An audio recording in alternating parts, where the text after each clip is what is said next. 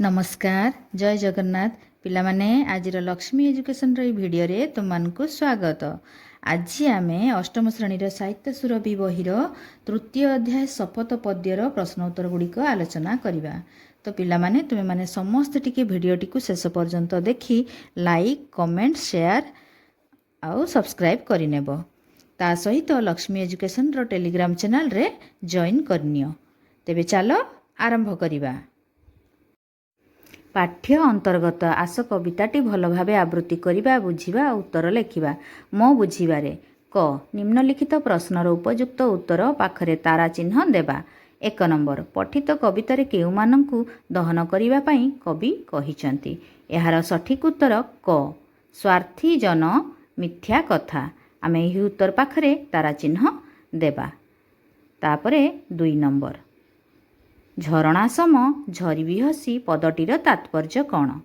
एहार सठिक उत्तर ख तृष्णाकार रखिबी नाही।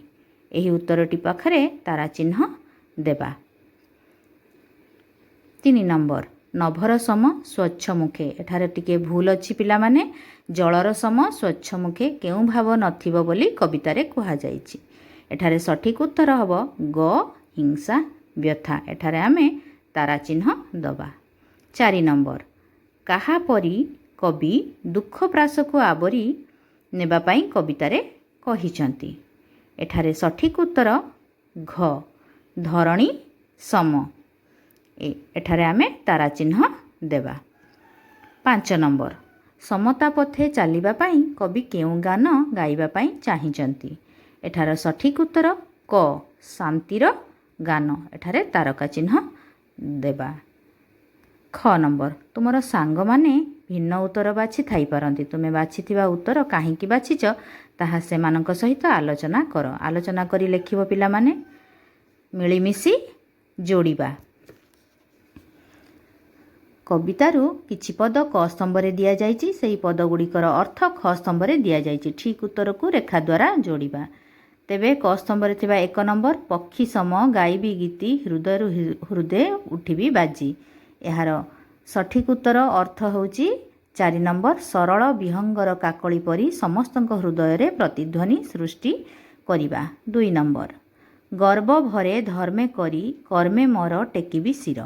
एहार सठिक उत्तर ख स्तंभर 1 नंबर स्वाभिमानर सह धर्म को बरण करी कर्म करी चालिबा। 3 नंबर रुग्ण जन पारुषे रही शुश्रूषारे लागिबी तार। एहार अर्थ 2 नंबर रुग्ण जनर सेवा ही माधव सेवा। 4 नंबर मुहित नुहे मोहरी पाई सबुरी लागी मोहरी प्राण। एहार अर्थ 3 नंबर परहित पाई निज जीवन को उत्सर्ग करिबा। पिला माने एही परि भाबरे गार टाणी नेब। कवितार पद गुड़िक आलोचना करिबा। कवितारू चयन करा जाइथिबा केतेक पद तले दिया जाइछि। सेगुड़िक भल भाबरे पढ़ और चिंता कर। सेथिरु तुमे कौन बुझिल निज निज भितरे आलोचना कर और लेख। 1 नंबर सिंधु सम फेराई देवी जिए से देव सरल हास धरणी सम नेबिरे नेबी बक्षे बही दुख प्रास। यार सरलार्थ आमे लेखिबा सिंधु सम डट डट दुख प्रास। संक्षिप्त पद्यांशटी आम पठित अष्टम श्रेणी साहित्य सुरभि पुस्तकर शपथ पद्यरू आनीत। एठारे कवि अनंत पट्टनायक जड़े विशाल हृदयर मनीष भाव समाज रे सुख बांटिबा एवं अन्यर दुख को निज बुकुरे सही नेबा विषय अति सुंदर भाव वर्णना करिसेंती। समुद्र जेपरी असरंती जलराशिर आधार कविंक हृदय मध्य सेहीपरि गभीर। केही जदि तांकु टिकिए सरल हस प्रदान करे तेबे से ताहाकु समुद्र परी असरंती करी समस्तंको फेराई देबाकु चाहंती। एथि सहित से धरित्री माता परी सहिष्णु होई अन्यर समस्त दुख कष्ट और जंत्रणा को निज छाती रे पत्थर करी सही नेबाकु प्रस्तुत अछंती। जेपरी सारा संसार हसी उठिबो। एही पदरू आमे शिखिले जे आमको निजर स्वार्थ अपेक्षा अन्यर सुख को बड़ मानिबा उचित एवं धरित्री परी सहिष्णु होई अन्यर दुख दूर करिबा पई शपथ नेबा उचित। 2 नंबर ମୋହିତ ନୁହେଁ ମହରି ପାଇଁ ସବୁରି ଲାଗି ମହରି ପ୍ରାଣ, ସମତା ପଥେ ପତାକା ବାହି ଶାନ୍ତିର ମୁଁ ରଚିବି ଗାନ। ଏହାର ଉତ୍ତର ମୋହିତ ନୁହେଁ ଡଟ୍ ଡଟ୍ ରଚିବି ଗାନ ସଂକ୍ଷିପ୍ତ ପଦ୍ୟାଂଶଟି ଆମ ପଠିତ ଅଷ୍ଟମ ଶ୍ରେଣୀ ସାହିତ୍ୟ ସୁରଭି ପୁସ୍ତକର ଶପଥ ପଦ୍ୟରୁ ଆନିତ। ଏଠାରେ କବି ଅନନ୍ତ ପଟ୍ଟନାୟକ ସ୍ୱାର୍ଥହୀନ ଜୀବନ ଏବଂ ବିଶ୍ୱ ଶାନ୍ତି ପ୍ରତିଷ୍ଠା କରିବା ପାଇଁ ନିଜର ଦୃଢ଼ ସଂକଳ୍ପ ବିଷୟରେ ବର୍ଣ୍ଣନା କରିଛନ୍ତି। କବି କହିଛନ୍ତି ଯେ ତାଙ୍କର ଜୀବନ କେବଳ ନିଜ ପାଇଁ ନୁହେଁ ବରଂ ସମଗ୍ର ମାନବ ଜାତିର କଲ୍ୟାଣ ପାଇଁ ଉଦ୍ଦିଷ୍ଟ। ସେ ସମାଜରୁ ଉଚ୍ଚ ନୀଚ ଭେଦଭାବ ଦୂର କରି ଏକତା ଓ ସମାନତାର ପତାକା ଉଡ଼ାଇବାକୁ ଚାହାନ୍ତି। ସମଗ୍ର ବିଶ୍ୱରେ ହିଂସାର ପରିବେଶକୁ ଦୂରେଇ ଦେଇ ଶାନ୍ତିର ସଙ୍ଗୀତ ଗାନ କରିବା ହିଁ ତାଙ୍କ ଜୀବନର ପ୍ରକୃତ ଲକ୍ଷ୍ୟ ବୋଲି ସେ ପ୍ରକାଶ କରିଛନ୍ତି। ଏହି ପଦରୁ ଆମେ ଶିଖିଲେ ଯେ ପରାର୍ଥେ ବଞ୍ଚିବାରେ ହିଁ ମଣିଷ ଜନ୍ମର ସାର୍ଥକତା ରହିଛି। ସମାଜରେ ସମାନତା ଓ ଶାନ୍ତି ପ୍ରତିଷ୍ଠା କରିବା ଆମ ସମସ୍ତଙ୍କର ପରମ ଧର୍ମ ହେବା ଉଚିତ। 3 ନମ୍ବର ଝରଣା ସମ ଝରିବି ହସି ତୃଷ୍ଣାକାର ରଖିବି ନାହିଁ, ଶସ୍ୟ ଦଳେ ଧରିବି ଲସି ଭୋକିର ଭୋକ ଜୀବରେ କାହିଁ। ଏହାର ସରଳାର୍ଥ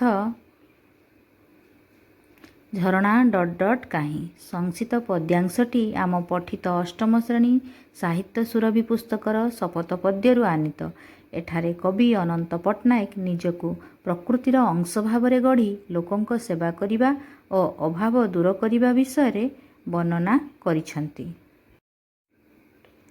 କବି ଝରଣା ପରି ପ୍ରଫୁଲ୍ଲ ମନରେ ଝରି ଚାଲିବାକୁ ଚାହାନ୍ତି, ଯେପରି ସେ ସମସ୍ତଙ୍କର ତୃଷ୍ଣା ବା ଶୋଷ ମେଣ୍ଟାଇ ପାରିବେ।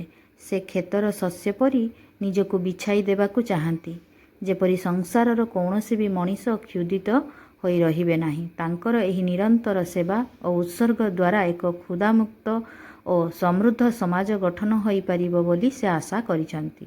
ଏହି ପଦରୁ ଆମେ ଶିଖିଲେ ଯେ ସେବା ଓ ପରୋପକାର ହିଁ ମାନବ ଜୀବନର ଶ୍ରେଷ୍ଠ ଭୂଷଣ। ଅନ୍ୟର ଅଭାବ ଓ କଷ୍ଟ ଦୂର କରିବାରେ ହିଁ ଜୀବନର ପ୍ରକୃତ ଆନନ୍ଦ ମିଳିଥାଏ। ଅନୁମାନ ଓ କଳ୍ପନା ଆସ ମିଳିମିଶି ଆଲୋଚନା କରିବା। କ ନମ୍ବର ପଠିତ କବିତାରେ ଶପଥର ଆହ୍ୱାନ ଦିଆଯାଇଛି। ତୁମ ବିଚାରଧାରାରେ କେଉଁ କେଉଁ ଶପଥ ଅଧିକ ମହତ୍ତ୍ୱପୂର୍ଣ୍ଣ ଏବଂ କାହିଁକି ଆଲୋଚନା କର ଏବଂ ଏହି ବିଷୟରେ ଏକ ପରିଚ୍ଛେଦ ଲେଖ। ଏହାର ଉତ୍ତର ଶପଥ କବିତାରେ କବିଙ୍କର ପ୍ରତିଟି ସଂକଳ୍ପ ମୂଲ୍ୟବାନ, ତଥାପି ମୋ ବିଚାରରେ ସର୍ବଜନ ହିତାୟ ଏବଂ ସାମାଜିକ ସମତାର ଶପଥ ସବୁଠାରୁ ମହତ୍ତ୍ୱପୂର୍ଣ୍ଣ। ପରିଚ୍ଛେଦ ଜଣେ ମଣିଷର ପ୍ରକୃତ ପରିଚୟ ତା'ର ସ୍ୱାର୍ଥପରତାରେ ନୁହେଁ ବରଂ ତା'ର ପରୋପକାର ଗୁଣରେ ଥାଏ।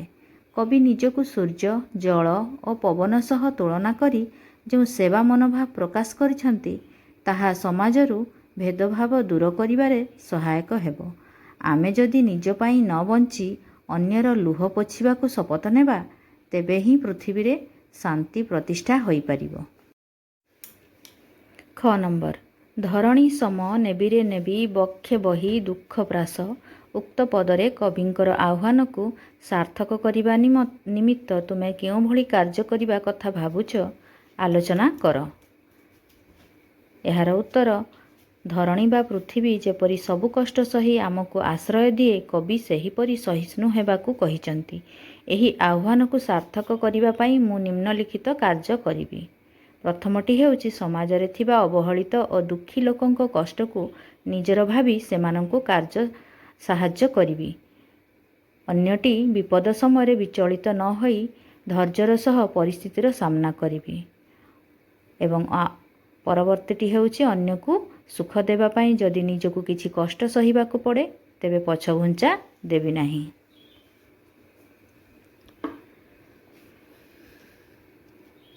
ଗ ଶପଥ କବିତାରେ ତମେ କେତୋଟି ଶପଥକୁ ନିଜେ ସାକାର କରିପାରିବ ସାଙ୍ଗମାନଙ୍କ ସହିତ ଆଲୋଚନା କର। ଏହାର ଉତ୍ତର ସାଙ୍ଗମାନଙ୍କ ସହ ଆଲୋଚନା କରି ମୁଁ ସ୍ଥିର କଲି ଯେ ମୁଁ ନିମ୍ନଲିଖିତ ଶପଥଗୁଡ଼ିକୁ ମୋ ଜୀବନରେ ସାକାର କରିବି। ପ୍ରଥମଟି ନିରପେକ୍ଷତା, ଜଳ ପରି ସ୍ୱଚ୍ଛ ରହି କାହା ପ୍ରତି ହିଂସା ବା ଈର୍ଷା ରଖିବି ନାହିଁ। ଦ୍ୱିତୀୟଟି ସେବା, ଅନ୍ଧ ଓ ଅକ୍ଷମ ବ୍ୟକ୍ତିଙ୍କୁ ସେମାନଙ୍କ ଦୈନନ୍ଦିନ କାର୍ଯ୍ୟରେ ସହଯୋଗ କରିବି। ତୃତୀୟଟି ଦୟା, ରୋଗୀ ଓ ଆର୍ତ୍ତଜନଙ୍କ ସେବା କରିବାକୁ ସର୍ବଦା ପ୍ରସ୍ତୁତ ରହିବି। ଘ. ସମାଜରେ କେଉଁ କେଉଁ ବର୍ଗର ବ୍ୟକ୍ତିମାନଙ୍କୁ ସହାୟତା ପ୍ରଦାନ କରିପାରିବ? ପଠିତ କବିତା ମାଧ୍ୟମରେ ଆଲୋଚନା କର। ଏହାର ଉତ୍ତରଟି କବିତା ଅନୁସାରେ ସମାଜର ଏହି ବର୍ଗର ଲୋକମାନଙ୍କୁ ମୁଁ ସହାୟତା କରିପାରିବି। 1 ନମ୍ବର କ୍ଷୁଧାର୍ଥ ଓ ତୃଷାର୍ତ, ଯେଉଁମାନଙ୍କ ପାଖରେ ଖାଦ୍ୟ ଓ ପାଣିର ଅଭାବ ଅଛି। 2 ଅକ୍ଷମ ଓ ଦୃଷ୍ଟିହୀନ, ଯେଉଁମାନେ ନିଜେ ଚଲାବୁଲା କରିବାକୁ ଅସମର୍ଥ। 3 ରୁଗ୍ଣ ବ୍ୟକ୍ତି, ଯେଉଁମାନେ ଶାରୀରିକ ଅସୁସ୍ଥତା ଯୋଗୁଁ ଯନ୍ତ୍ରଣା ଭୋଗୁଛନ୍ତି। 4 ସ୍ୱାର୍ଥହୀନ ସମାଜ, ମିଥ୍ୟା ଓ ହିଂସାରେ ବୁଡ଼ି ରହିଥିବା ଲୋକଙ୍କ ମନରେ ଶାନ୍ତି ଓ ସମତାର ଭାବ ଜାଗ୍ରତ କରି ସେମାନଙ୍କୁ ସହାୟତା କରିପାରିବି।